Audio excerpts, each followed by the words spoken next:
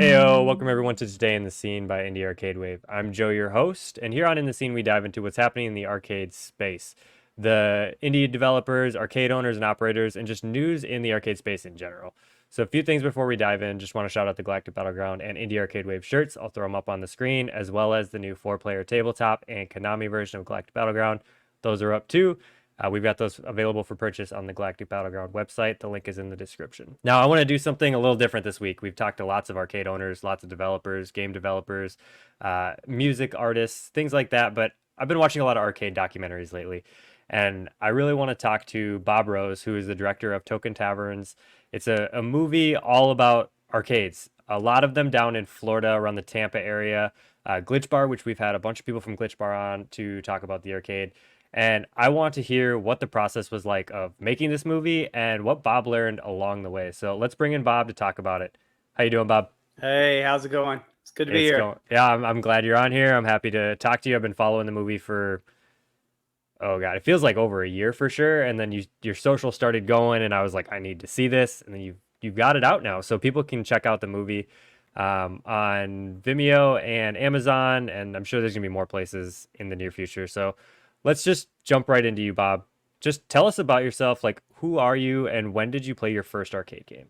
Sure. My name is Bob Rose. Obviously, I'm the director of Token Taverns Arcade Bar Documentary, and I've been a filmmaker and working in television and the documentary world for quite some time. I mean, decades at this point. But gosh, my first arcade memory or the first games I remember. I mean, I definitely fall into the demographic of I was in those early 80s arcades. And so, gosh, the ones that stand out, I remember I played, and I don't see this one a lot. And I don't know if this is my favorite, but I just remember playing it at a roller skating ring. They would have these mini arcades. Is the game Kangaroo. And what's funny is it had these like really fond memories for me and then when I played it, let's say like on my multicade, did not at all stand up to the vision in my head. But yeah, I spent a lot of time playing that one. And just at that time, I remember how there would be excitement in the arcade. Every week there would be like a new machine, and they would have the new spot for the new machine. And just that whole experience at the mall, my dad would come and play with us where they were smoking cigarettes in there, and the roller skating ring. And I probably roller skated about 25% of the time, and I play games about 75%. So I have many great arcade memories. Yeah, I've played Kangaroo, I believe, like once or twice. Like I came across it at an arcade here just north of the cities in Minneapolis. I thought it was fun, but yeah, I mean, I think I expected a little more, and I'm sure we all have, rose-colored glasses to show us what we're expecting from the past, but things change and we try again. So I'm curious about the movie. Like Token Taverns, you spend a lot of time going from these different arcades to kind of document their story. And I think it's a perfect way to explain what an arcade bar is in a different term with the Token Taverns. So let's hear why you wanted to make this movie. What was the main draw for you to want to make this documentary? Sure. Okay. So this is my third film, but this is the third film that I've done, and I make these with my wife. We're kind of a filmmaking team. But this was the first film. My last film was about the music industry. This was the first film that this was something that we were into. So I mean, I'm a gamer my whole life, and I've really had started going to a lot of these arcade bars. I'm also a big craft beer lover. I've been drinking craft beer for decades, and so I would go to all these craft beer bars. And as soon as the arcade bars kind of came into play, and they also had craft beer, well, then it was just a no brainer. I can go to one place. I can drink local craft beer from multiple different breweries, not just one, and play these awesome games. And so I fell into that and really started enjoying it. And then I just noticed that there hadn't really been anything about it. And that's something I really like. Like I made the second CrossFit documentary that's ever been made, and there's tons of them now. I like being one of the first. But if I'm going to spend a couple years, which is what I do on these documentaries, I want it to be something I'm really into. Like this is my office. You see, there's Avengers, there's Miss Pac-Man. This is where I'm editing. This is my world. So why not make a movie in that world? So that was really kind of the catalyst for deciding that we needed to put a spotlight on this. The world needs to see, because I don't think everybody knows how big these arcade bars are becoming. I think everybody understands that retro is in, but I don't think they know. I mean, a lot of times these places are like tucked away in strip malls, or just here or there. And if you don't know, you don't know. So I thought it was time for the world to know that arcades are back, and arcade bars are a real big reason why this demand for arcade machines and pinball is blown up right now. Is majorly because of arcade bars, and as well as home gaming and home collecting as well. Yeah, I think you hit it at like the perfect time because obviously we've got stuff like Barcade that opened years ago, like 2010, I want to say 2009, something like that they opened, and now you're seeing arcade bars open up in every state a couple a year. It's becoming a pretty common thing, and collecting these games is getting crazy. I mean, I like collecting like retro video games, and I'm really focused on the GameCube right now, and I can't find GameCube games anywhere, and what I can find, they're crazy. So these cabinets have blown up in price, and you're right, they're very very common now, arcade bars. Let's talk about the filming process, because obviously this is a big endeavor to take on. You showcased something like 4 or 5 arcades. I know you like briefly talked to Doc for a little bit. What was the filming process like traveling and setting up all these interviews? What was that like for you? Sure. Okay. So we started well, late 2019, early 2020. And when you start doing a documentary like this, you usually do start with some people who can I interview. And so I had started the interview process. Started filming around the country a little bit. I did catch up with Dot Mac at Galloping Ghost, and we were at the Pinball Expo, where that's where we got a lot of our kind of interviews with like Walter Day and Tim Kidsrow, and then we went to Galloping Ghosts and interviewed Doc as well. But then when we started filming here, we have 3 major ones here in Tampa Bay, and I started filming there because obviously I live here, and then COVID happened. So once that happened, there was just a massive pivot at that point about, first off, can I still do this documentary? And if so, how am I going to do that? And so at that point, I made the decision that this was going to be a Tampa Bay based film. We're going to really focus and double down on these 3 major ones we have here in Tampa, and we're going to follow them throughout this whole process. And that's what I did. I started filming before COVID. We get to know the place, we get to know the people. This is very much a story based documentary. You follow through them through the whole COVID process, and then out the other side and see how they deal with it, and the trials and tribulations they have through their eyes. This movie is very much told through an arcade bar owner's eyes. But when I started out, that strategy wasn't clear. I'm a firm believer of, okay, we're going to do this documentary. Let's start to film, and then let's figure things out along the way. And then the story will present itself, and the truth will be in that. And that's kind of what we did. And I'm super pleased at the outcome, because you really don't know what's going to happen. I just knew that I did not want this to be a movie where everybody was ending the movie sitting in masks and just really down. So I had the patience to wait it out, and that's why part of the reasons why we filmed over the course of 2 years. Yeah, when I started watching the movie, I knew how it ended for Glitch, because I've been to Glitch. I love Glitch, so I knew how the story unfolded for them. But it was really fun following the other 3 arcades that I had, I think, found on social media, but I didn't really know anything about. So it was cool to see it from the owner's eyes the whole way through. And I think that was an excellent way of you running the story of the documentary, of like seeing how it unfolds and really hearing through every single step how the owner is doing, how they're feeling, and what's going on. Now, you spent a good chunk of time with these people. Obviously, you were at these arcades for a while. In your eyes, what makes each arcade that you showcase stand out from each other? Like, obviously they have drinks and they have games, but there's a lot that's unique about each individual location. So, what did you see that really made each one of them stand out on their own? Okay. So, well, first off, I'll say I've been to a ton of arcade bars at this point. Obviously, we filmed the three here in Tampa Bay, and then Glitch, and I know those extremely well as I'm good friends with all the owners. But I also did, especially as we came through a COVID, through my travels, I filmed a lot at other places like Electric Bat Arcade, Beercade in Nashville and Chicago, and a bunch more. Anytime I stepped into somewhere, I filmed a little bit. So Player One in Orlando. So I've got a good verse at some of the differences. And one thing I'll say is what I say about the three in Tampa Bay, the main kind of characters of the documentary. I feel that these stories and these things that you see in these are represented in many other arcade bars around the country. It's almost like these stories and these things I've seen are almost mimicked in every place. So everybody kind of can relate if they have any experience with arcade bar. And any arcade bar owner, oh my gosh, they relate. So, but let me just talk about the three main ones and Glitch as well. We have like Vector, for instance.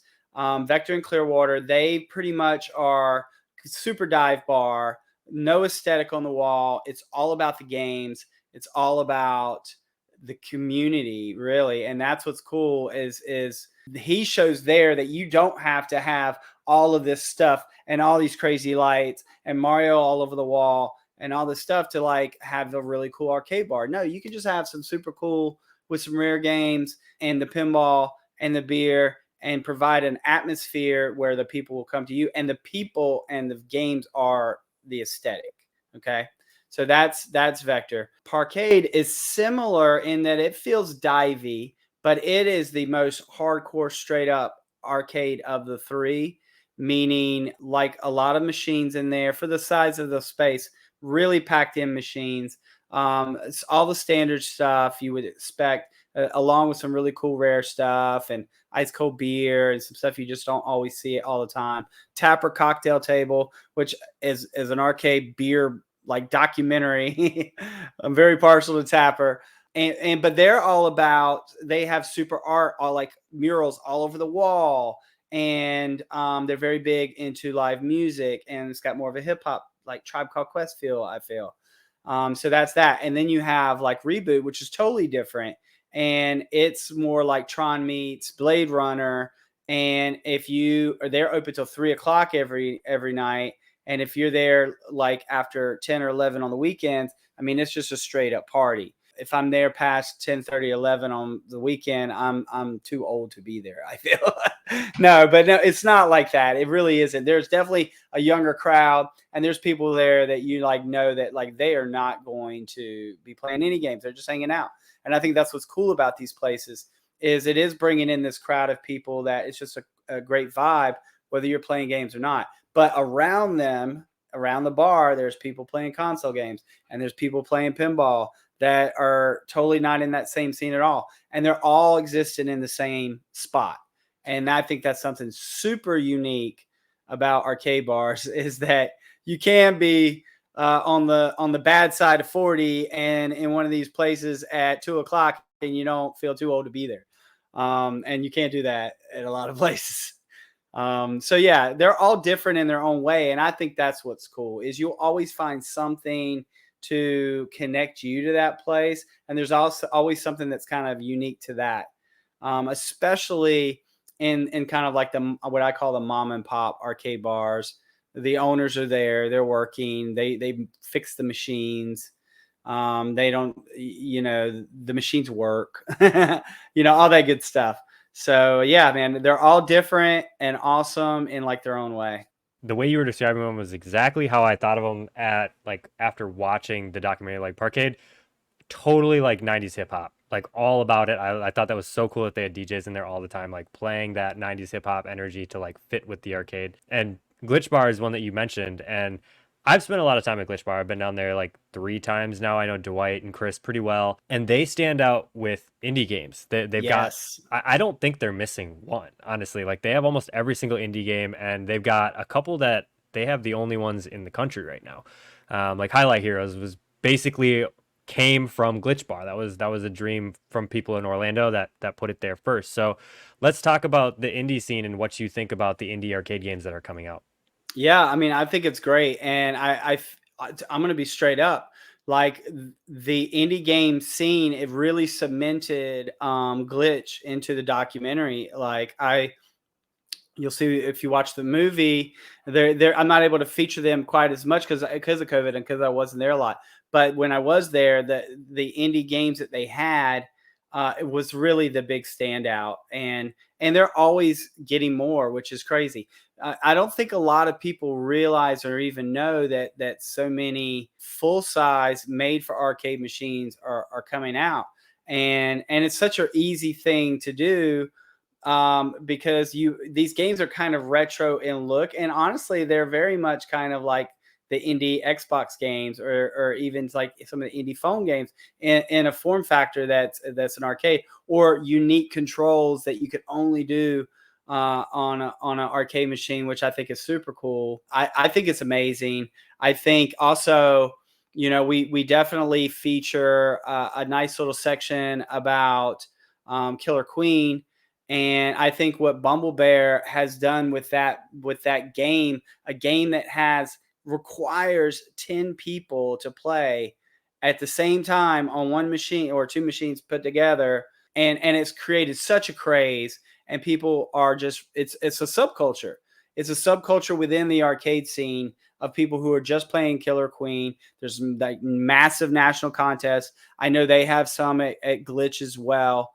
I think that just in itself really says monumental amounts about how big the indie game scene is. Now, that being said, I do feel that some of the other arcade bar owners should take a look at that and start to try to implement some of that as well, because we have this in the movie, but the excitement that happens in an arcade bar or an arcade of any sort when a new pinball machine is being delivered in the box and they unbox it, and everybody that are the pinball players that are crowding around and watching. Well, I feel like the same thing could be the case with indie arcade games.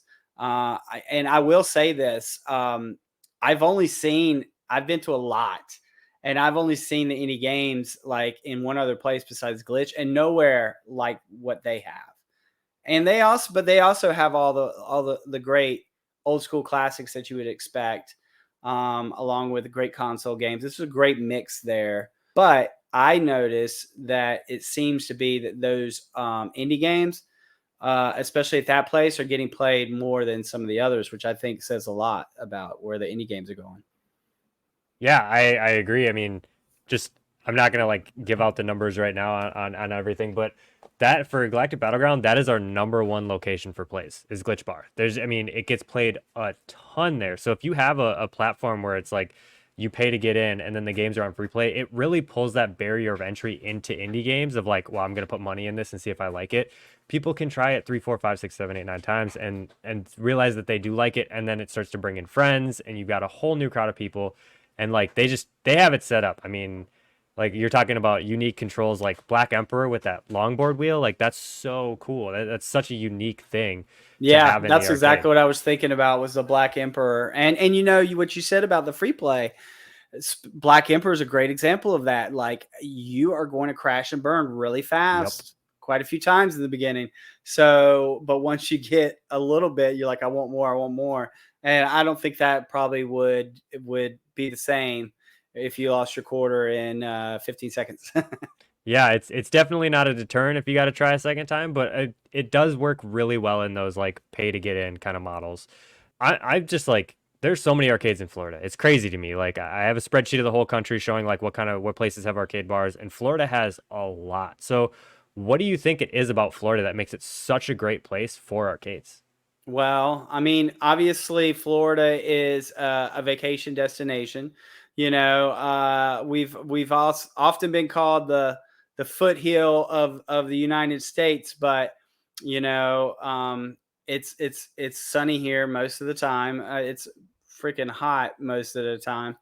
But this is where people go to get away, and we have the coast on both sides, and there's just already a good tourist kind of thing happening. So, like if you look at Orlando, I mean, the amount of arcade bars in that just super area is a great example of that because of Orlando has so much. have so much tourists coming in. However, each one of these places is getting a good portion, if not most of their revenue, not from tourists, but from the regulars who go in on a regular basis.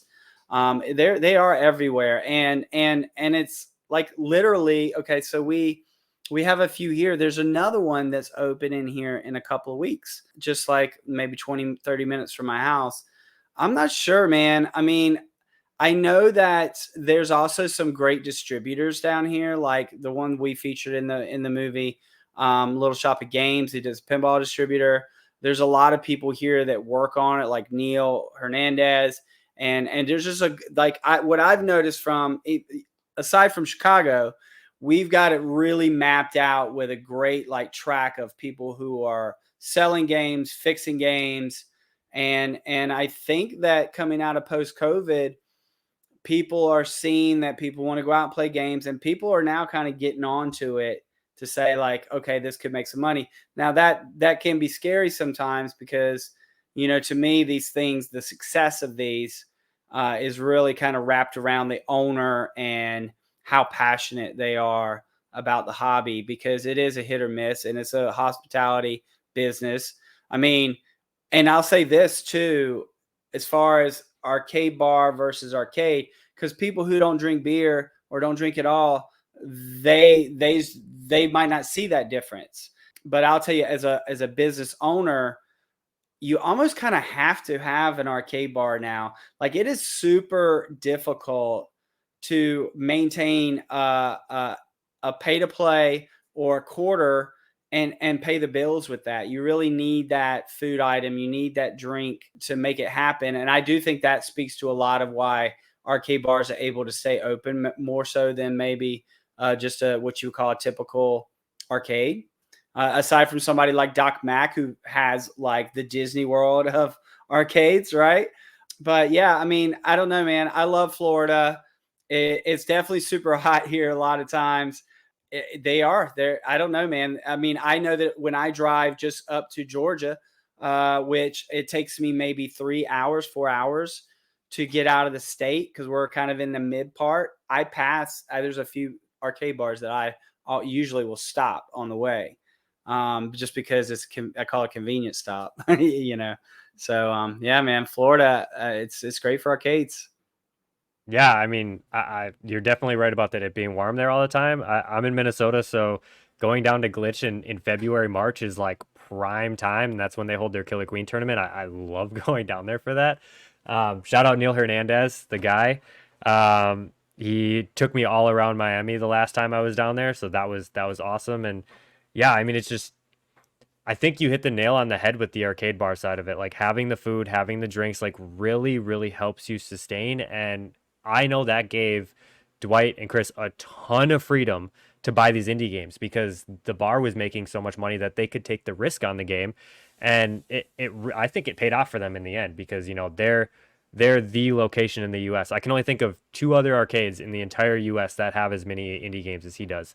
Right. And I've had both of them on the show, but I'm really curious about this whole journey for you. Like you got to film, you got to meet all these people, and like you said, you got to dive into your passion of the arcade space. So, what did you learn while filming this documentary? Like, what is a big takeaway that like kind of surprised you in the end, but you just feel like this was like the main lesson I learned through this documentary? Gosh, I mean, are we talking as a filmmaker? I would say I learned patience. So, not knowing what was going to happen with this, when you make these movies, when you're a documentary filmmaker, you don't know the end. You have an idea, or you kind of think what you might want to happen or what you think could happen, but you don't know. And so, especially with the uncertainty of COVID, I just kind of kept pushing forward until it was like, okay, I can't tell this COVID part anymore. I need to get out of this. So I completely stopped filming anything for almost a year, 6 to 8 months at least, where we didn't film at all. And you'll see there's a time jump in the movie, and that's why. For things to kind of get a little bit more normal. And I didn't know if that was even going to happen. We didn't know. And so the patience of that, and the patience even past that, to see that there were some endings that I thought were going to be great endings for like say like Parkade and for Reboot, their final scenes of the movie.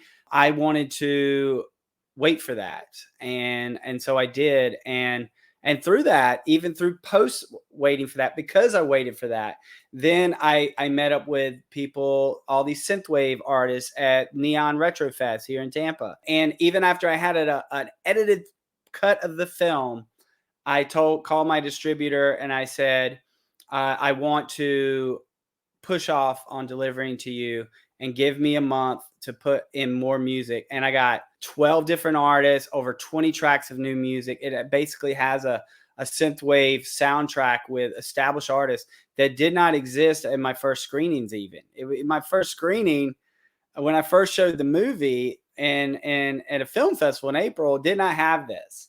So patience was the big thing I think I learned, and letting to step back and let the story unfold in front of you.